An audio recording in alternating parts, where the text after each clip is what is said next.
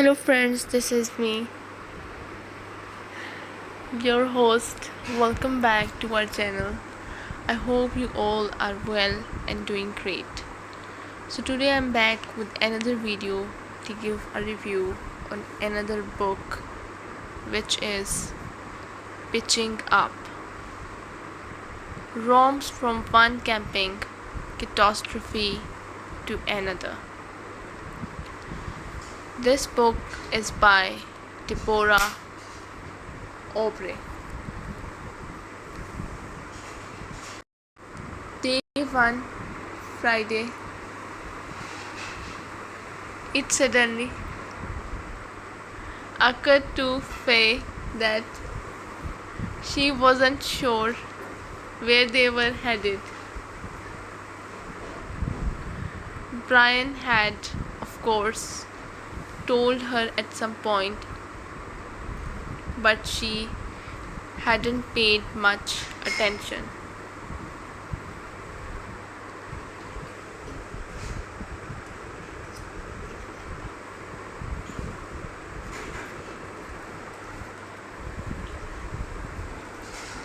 Where is it we are going again? She asked as they hit the M40 motorway. Somewhere in Cotswold, he posed. I think it's the Cotswolds. Might be a tiny flaw in the whole caravan trip if neither of us actually know where we are going. Worry not. I put the postcode into SatNav woman on my phone. She will guide us there. Will she? Hopefully not on a gypsy caravan site like last time. My God, that was a bad job. He flirted with Alexa in the house too. Thank you, Les, he had said when she gave him the music he had asked for. Faye usually told him to stop flirting with the robots. The journey through what did turn out to be the Cotswolds was scenic and thankfully uneventful, apart from a sharp turn in the road where they were unexpectedly confronted with the traffic island.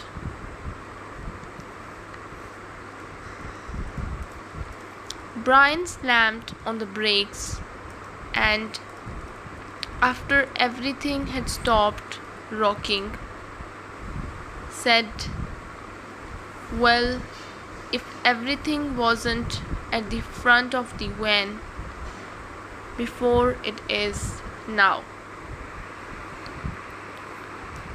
All I can see, he said, looking in the rear view mirror, is a mountain of cushions piled up against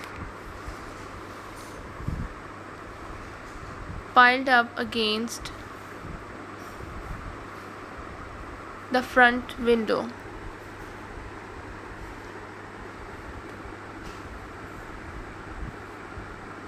Do we have to have so many cushions?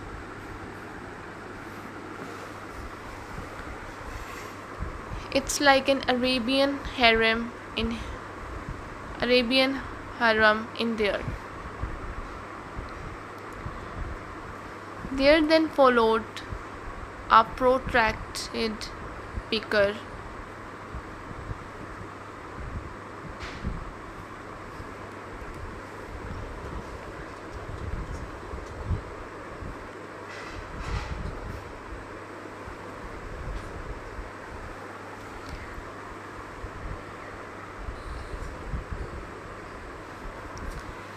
There then followed a protracted bicker and cushions.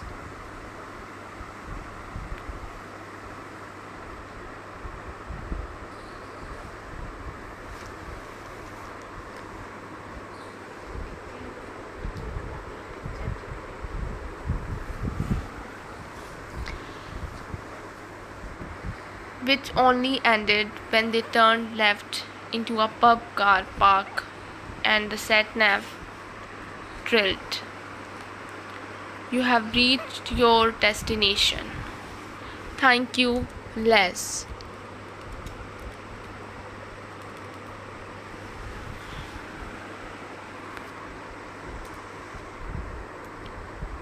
Racing all those people and their pets staring at us like we had just landed from outer space, and what the hell were we doing there?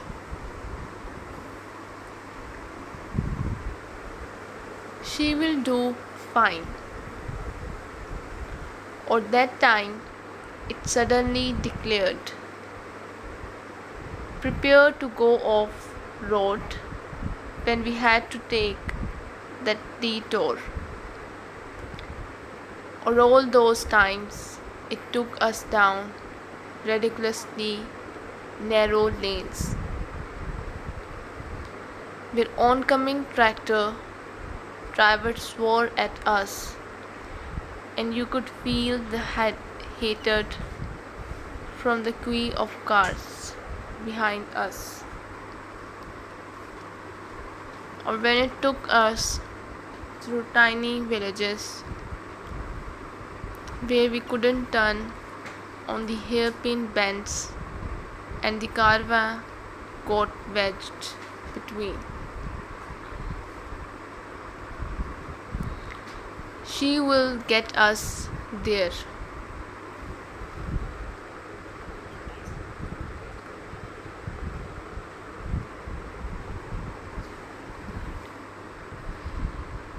She will get us there. You will see. Faye huffed. Jane, he called her. The sat-nav woman on his phone. She sounded very haughty and arrogant, more like a Camilla or a Princess Anne.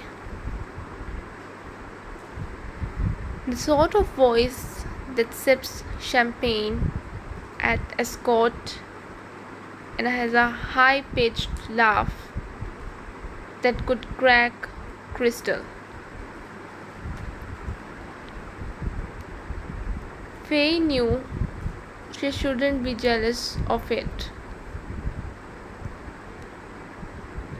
but Brian always said, "Thank you, Les," every time Jane gave directions, which was, after all, her actual.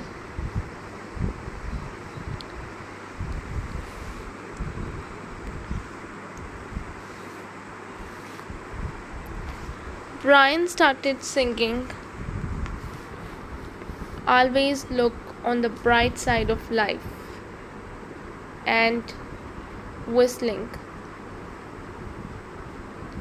He put the car into gear and drove slowly past the pub on their right, through the car park to a closed wooden gate at the end.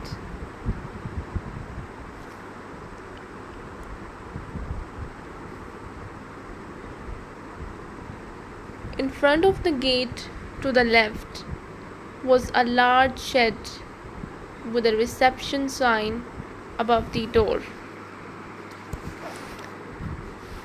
Beyond the gate on the right, attached to the side of the pub, was a large concrete structure with toilets and showers printed on its whitewashed walls.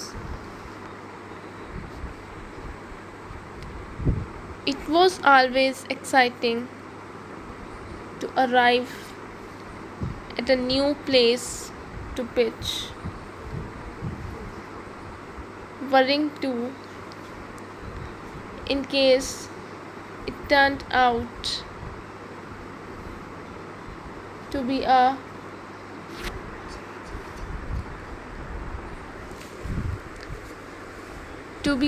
run down to bog of a field swanning.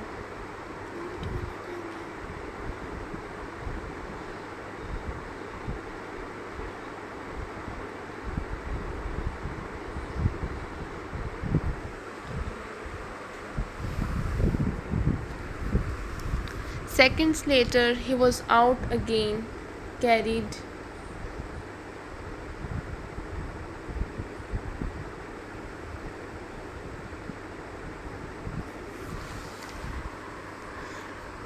sheets of paper. He threw himself back into the car. Seconds later, he was out again, carrying sheets of paper. He threw himself back into the car, making the car rock, and gave the sheets to Faye. Faye huffed. "Hang on," she said, looking at the pub on their right. "Are you sure this is the place?" "Sat-nav lady says so."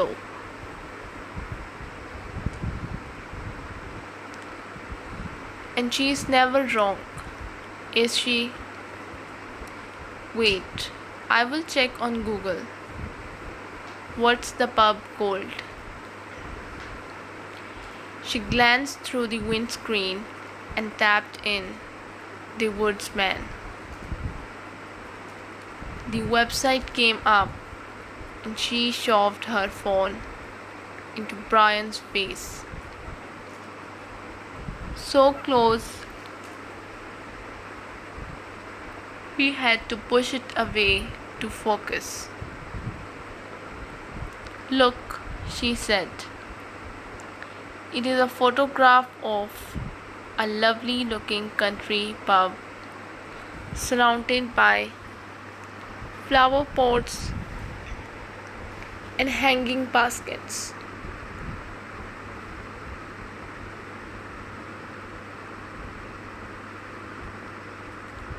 And people sitting outside at wooden tables, all smiling and happy in the sunshine."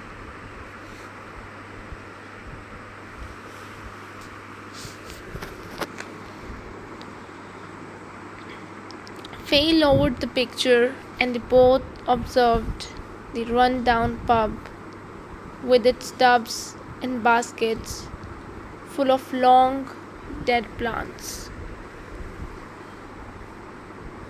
Two aged wooden benches stood outside, decidedly bereft of people. "So it's an old picture," Brian said.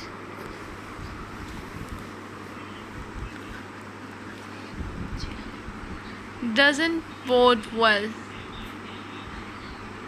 for the campsite, though, does it?"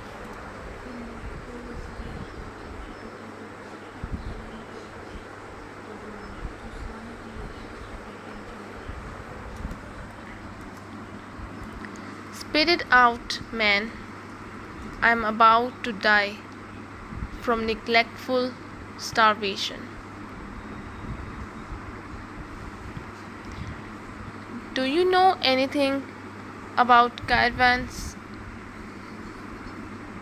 Brian leaned forward conspiratorially. Faye, Faye leaned with him to stop him falling over.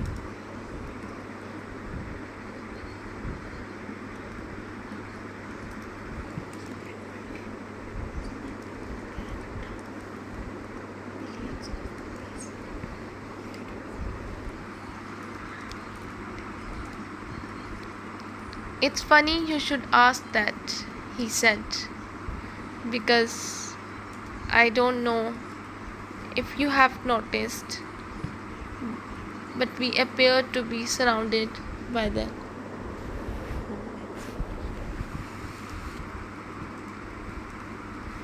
But we appear to be surrounded by them. And bunnies. Do you know how to skin a rabbit? No. What's the problem? Mark asked.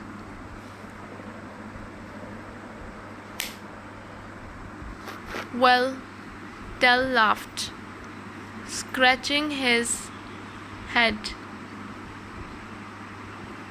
We can't seem to locate the bed. The bed? We can't find it anywhere. Brian laughed uproariously. Good grief, no food, and now no bed. What is the world coming to? It's probably a pull-out thing, said Mark. We have pulled everything. Have you indeed? Julie breathed, clinging on to Jim, but giving Tell a lingering look over.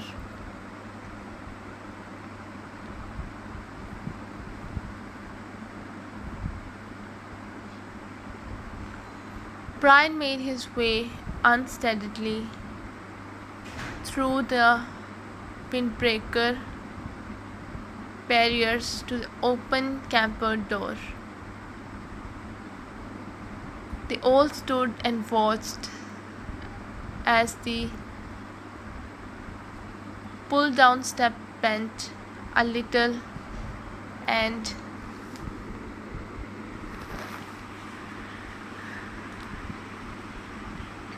squeaked a bit, straining to take his weight. Sophie watched from inside as Brian, trying to step up, but caught his enormous shoulders stuck in the doorway.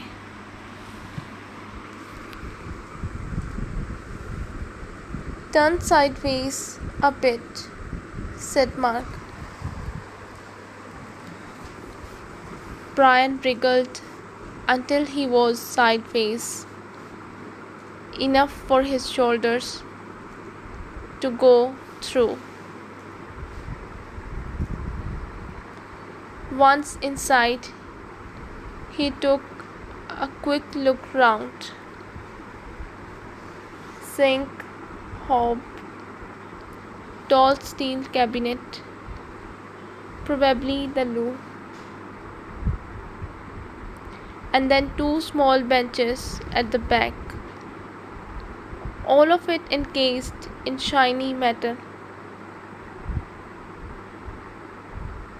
It's like being inside a tin of baked beans. He bawled.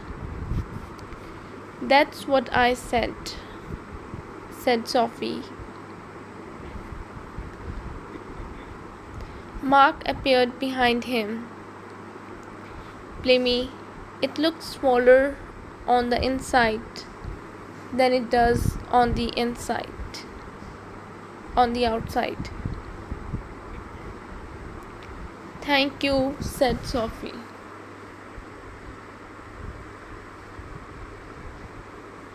Okay, came Tell's voice from outside.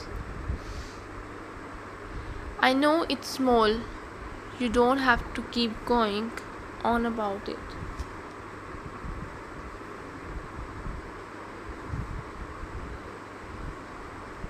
I'm a bit peckish myself, said Mark, standing up.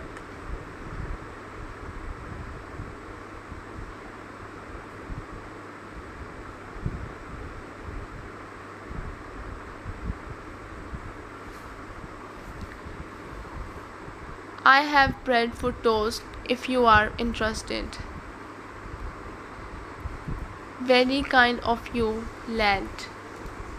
But I was hoping for something a bit more substantial.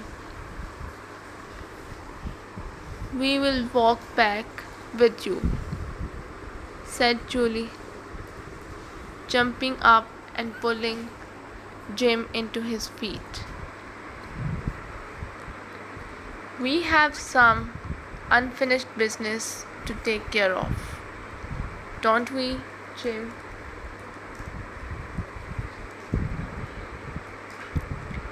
Throw a bucket of water over the wrench, Brian cried, as Faye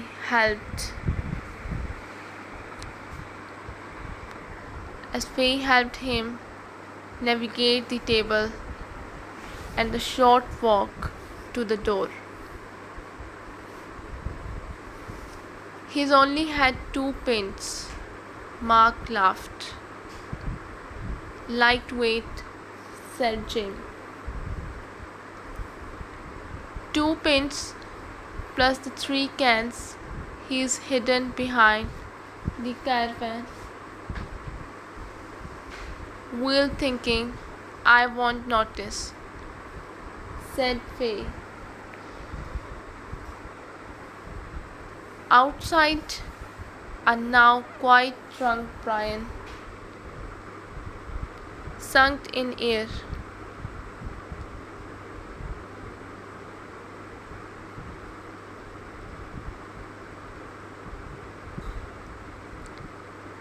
What is that delicious smell?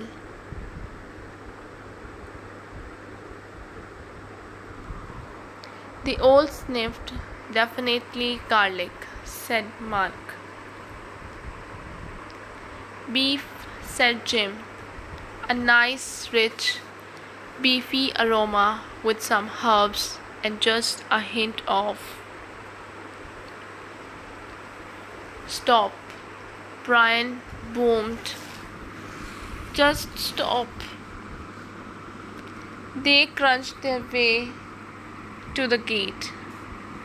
The field beyond was awash with habits.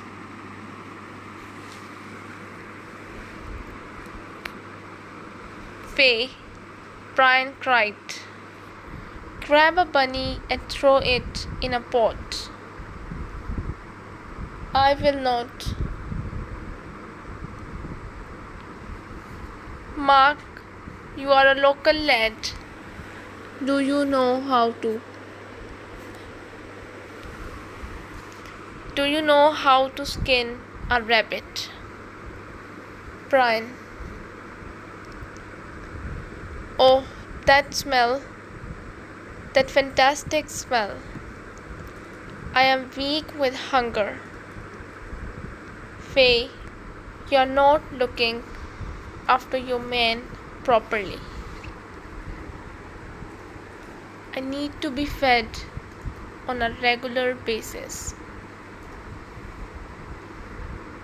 We might have some pasta packets from the last trip in the cupboard. Pasta, bloody pasta.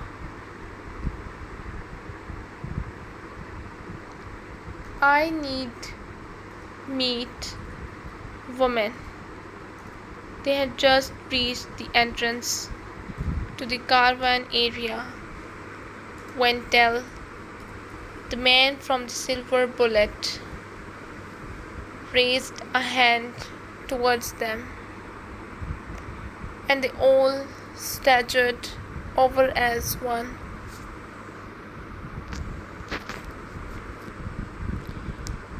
Really sorry to bother you again, he said, looking flustered. It's just, well, it's no good, Brian declared, standing up unsteadily after finishing his second pint. Drinking on an empty stomach is making me even more hungry. To the van, woman, and cook me some food. There is no food, Faye said, gathering her things together.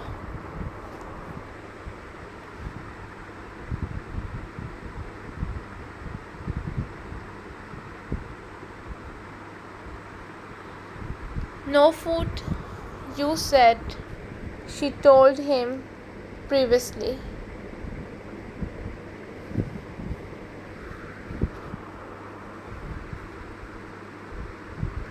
She told him peevishly, I always bring too much food and waste most of it.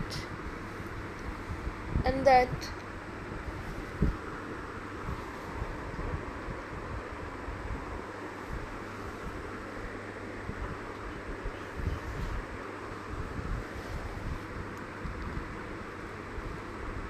yeah, gods, he boomed.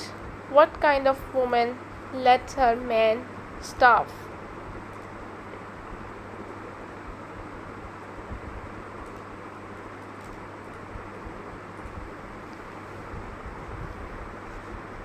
The kind of woman who does want her husband tells her against her better judgment.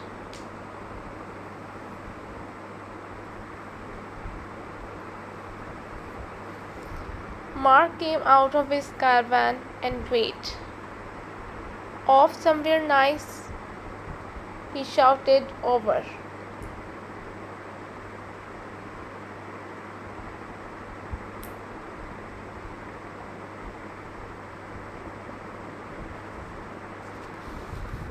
Sainsbury's, Faye said. Want anything?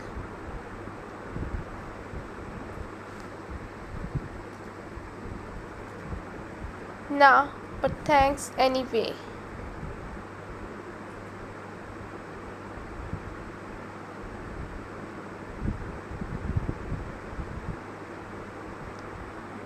I hate shopping, Jim said.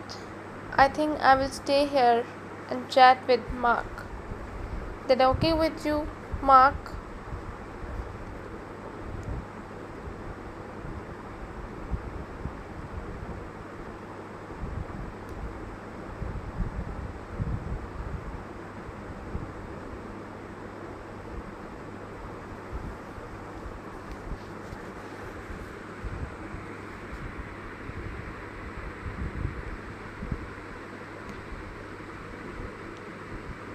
Well, actually, Mark said, tossing his book into the caravan and pushing the door shut. I could do with some more chocolate biscuits.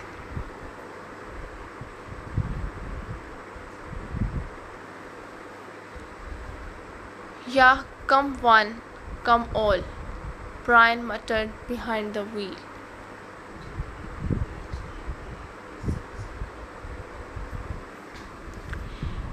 We can squeeze another 13 people in yet.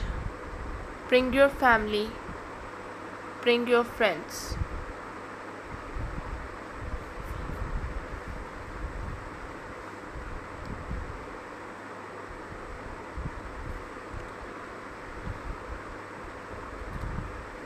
Bring your family, bring your friends, drag total strangers off the street and bundle them in.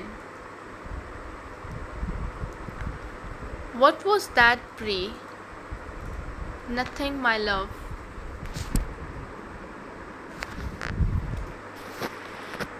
The side door opened and Julie clambered.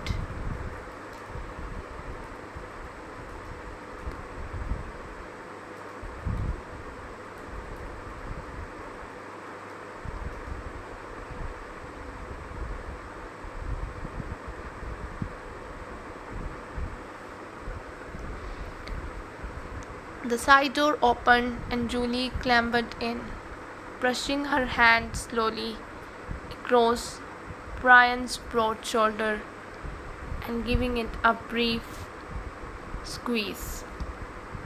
In the back, he bawled, "Make room for the 40,000 who appear to be coming to Stainsbury with us."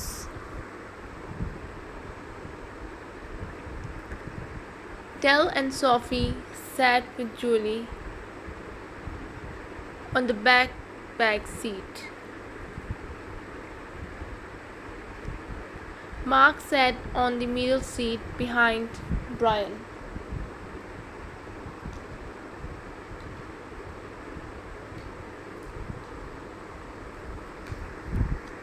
Julie, deciding she didn't like the back seat, scrambled between the middle seats to sit next to Mark.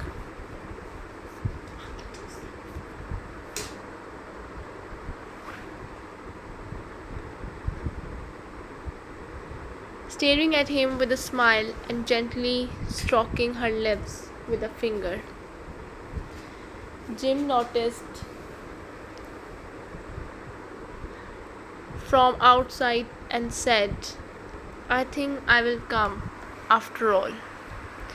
He nodded at Mark to sit in the back so that he could sit next to Julie, and Mark gratefully obliged.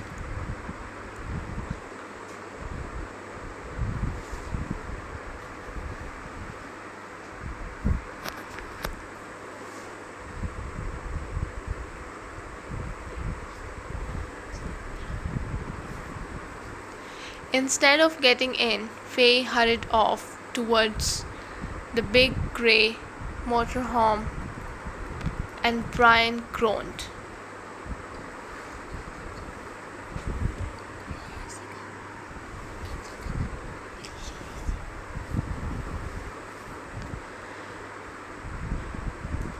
Instead of getting in, Faye hurried off toward the big grey motorhome, and Brian groaned.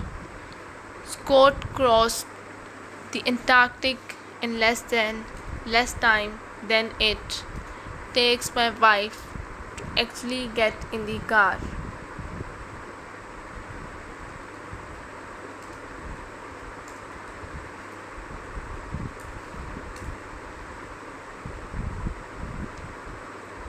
Richard opened the motorhome door when she knocked and looked down at her contemptuously before he could utter something derogatory. She said, "We are off to Sainsbury."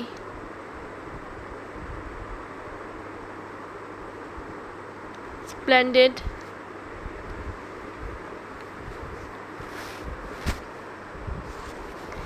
Decided to eat your own food, have you? I wondered if Olivia needed anything. We could replace the food we ate last night if she has a list.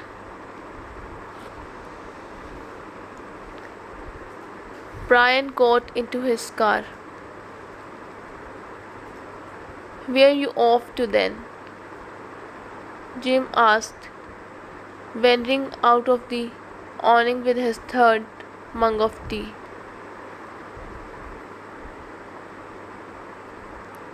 I don't have to tell you,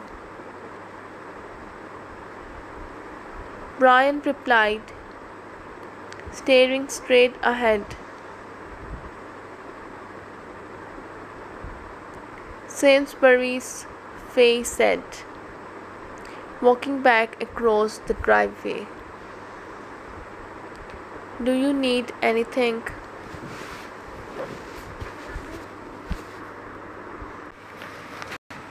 Do you need anything? Oh, said Julie. Can we come? Brian huffed and gave Faye a look.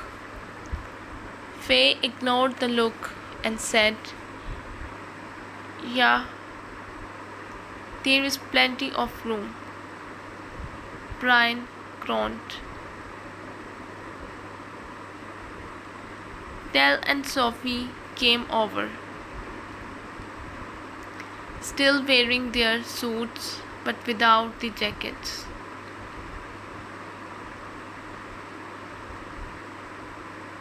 Sophie nearly broke an ankle on the gravel driveway in her high heels. Do you have anything more practical?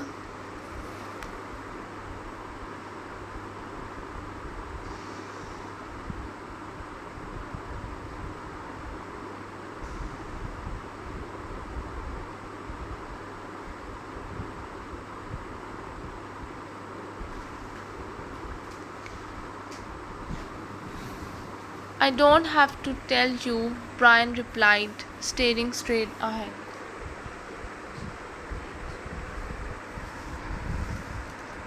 Sainsbury's, Faye said, walking back across the driveway. Do you need anything? Oh, said Julie. Can we come? Brian huffed and gave Faye a look. Faye ignored the look and said, Yeah, there is plenty of room. Brian groaned. Del and Sophie came over, still wearing their suits but without the jackets. Sophie nearly broke an ankle on the gravel driveway in her high heels. Do you have anything more practical? Said Sophie. No, just high heels and designer clothes suitable for a stay in ridiculously expensive country hotel. Okay, Del sighed. Pleased about them eating his food yesterday. We bought all the food. Olivia just did a fantastic barbecue sauce for the chicken.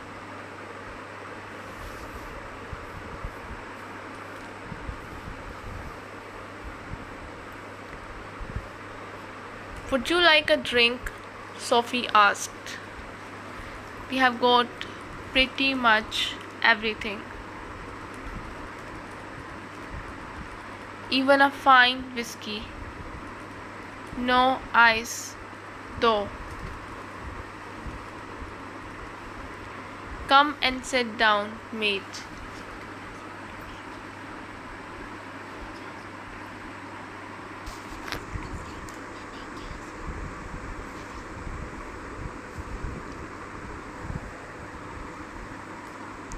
Come and sit down, mate, Jim urged.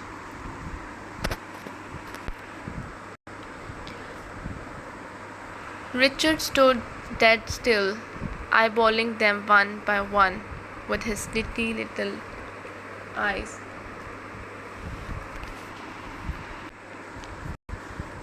When he set his sight on Olivia again, who was now standing next to the table, picking at the remains of the frittata, he said quietly, menacing. Go back to the motorhome, Olivia. Oh, we haven't finished yet, have we? She giggled at everyone. We're having such a lovely time. Line dancing, she suddenly cried. We must learn line dancing, Richard. It's absolutely. Olivia, go back to the motorhome. But I'm not ready. She plonked herself down at the wooden table and finished off the dogs. Finished off the dregs of her glass of wine. I really like this. What is it? She asked. Tell. Genty. I think there might be.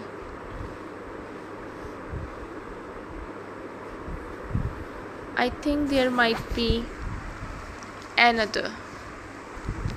I think she's had more than enough. Richard snapped. No, I think I might have a tiny bit more. You should try it, Richard. It's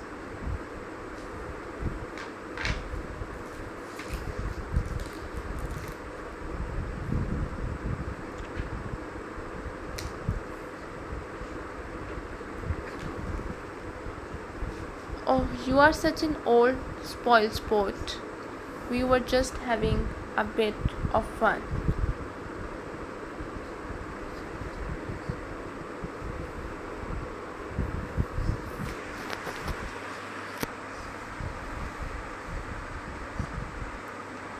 After I told you not to fraternize with them again. After I distinctly told you not to leave the motorhome. You deliberately disobeyed me, Olivia.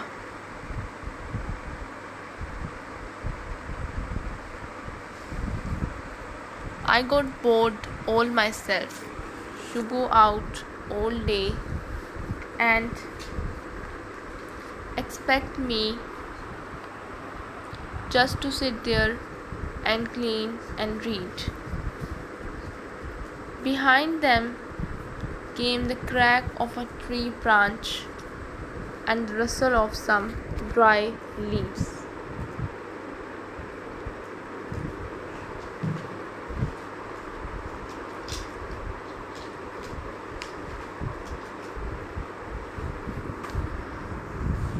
But everyone was too caught up in the moment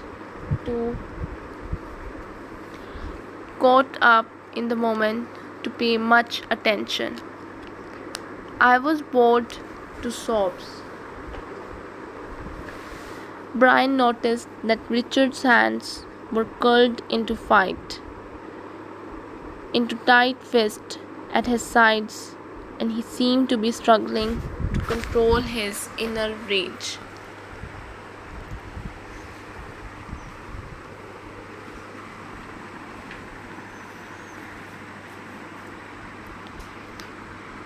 He had seen this sort of thing in the warehouse before merged. Whiskey, he barked at Aunt. A double. And the landlord slowly turned and searched the shelf of spirit bottles. Come on, Mark barked. You okay? Brian asked. Mark nodded quickly, staring at Aunt, who had picked up a bottle and was meticulously reading the label. Whatever it is, that will do, Just dip it into a glass and started searching under the bar, moving things around before standing up straight with a spirit measure in his hand. Other pubs have optics, you know.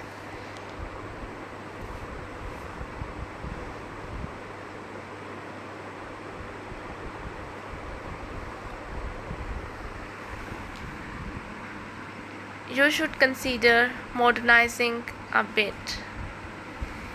He said this between tightly clenched teeth, and Brian nodded. No, you couldn't.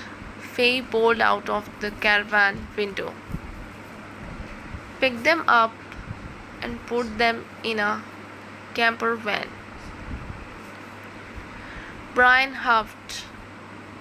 The two women rolled onto all fours and tried to crawl, collapsing in hysterical laughter. The children fell upon them, equally hysterical. Voices in the field were yelling for them to be quiet. Tell huffed. Candace Mary lifted her head up with some considerable effort, her hair strewn across her face, and hissed, "Get back, you beasts! Don't come near us. All men are rapists."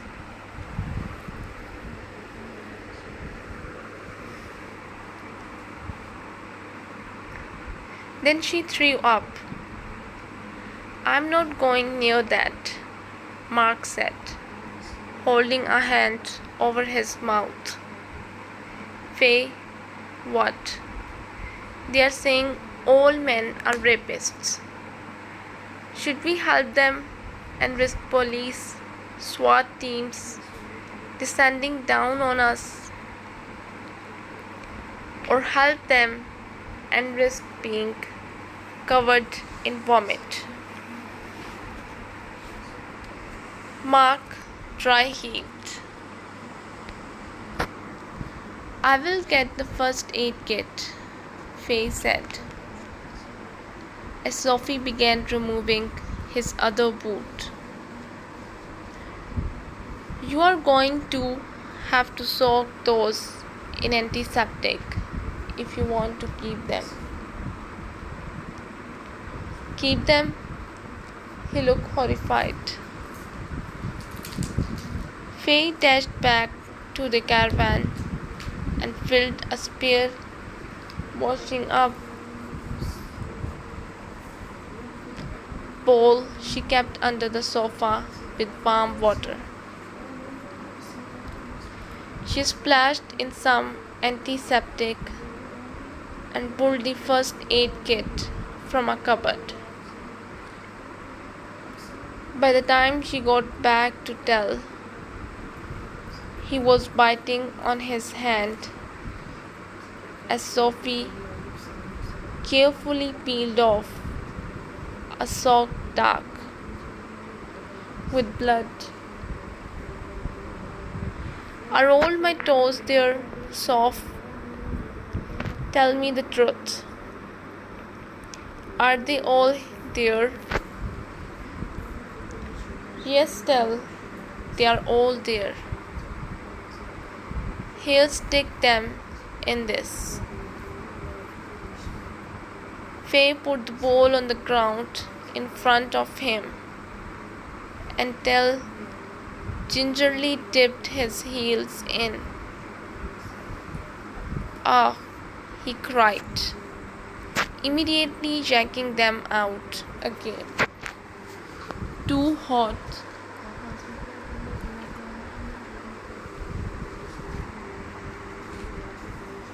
Faye asked, What's in it? Acid? Antiseptic. Put them in the van, said Faye. And the vomit. Love of my life? Faye looked up at Brian, who was smiling innocently down at her. I have got some spare blankets. We can wrap them in, she said.